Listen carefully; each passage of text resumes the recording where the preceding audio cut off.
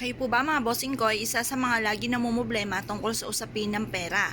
Ako po ay may tuturo sa inyo na isa sa mga pamamaraan upang sa ganon, instead na mamumblema po kayo ay tuloy-tuloy ang pasok ng swerte at kayo po ay mas maging malapit lalo na sa usapin ng pera. Ngayon po mga bossing, ako po ay may irerekomenda sa inyo na subukan nyo po itong gawin. Ito po mga bossing ko ay kulay berde na kandila. Ang kandila is for money.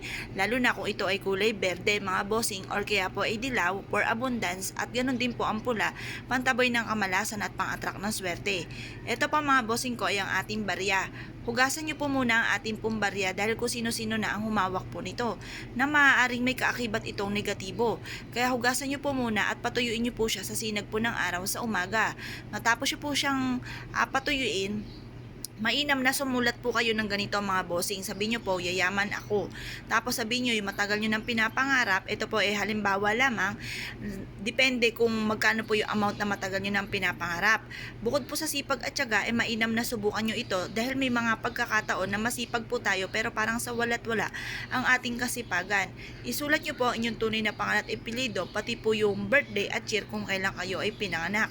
At pagkatapos ito mga bossing ko, ito po isusulatin po ninyo na nakaharap sa may silangan ng 6:30 or kaya po ay alas 7 at kayo po ay ima-mindset nyo na kayo po ay magtatagumpay.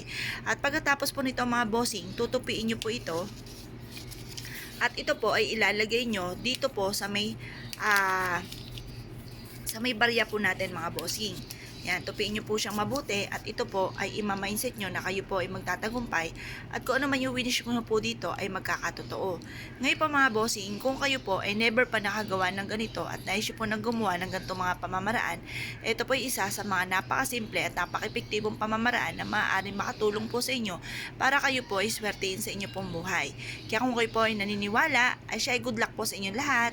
Ito po mga bossing, habang nagsisindi siya, kayo po mga bossing ko ay paulit-ulit na nagwi-wish na mula sa inyo pong puso.